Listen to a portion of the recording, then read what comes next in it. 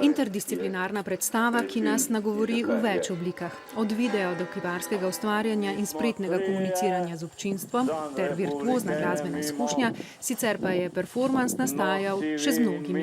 Vse nastane vedno iz velike potrebe, vsa velika dela nastanejo iz velike potrebe. Vsekakor mi je bilo danes zvečer v veselje meščanski javnosti izmeriti puls in se ji obrniti, jo prešteti. Temu lahko rečemo tako dokumentarno gledališče, zaradi tega, ker to, kar smo danes delali na odru, delamo običajno, neobičajno, ampak je ena taka izvleček tega, kar v bistvu počnemo že vsaj jaz in Marko 23 let.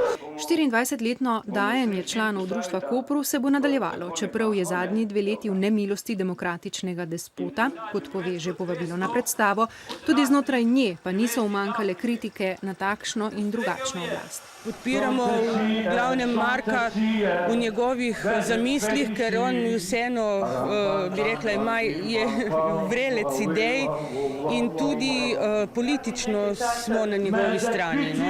Primorski poletni festival se nocoj nadaljuje na 2 prizoriščih. Predstava Marlene Dietrich se seli z vrta skupnosti Italijanov v koprsko gledališče, gostuje pa tudi predstava Koli iz tržaškega gledališča, ki je požela največ pozornosti v tej sezoni pri gledalcih.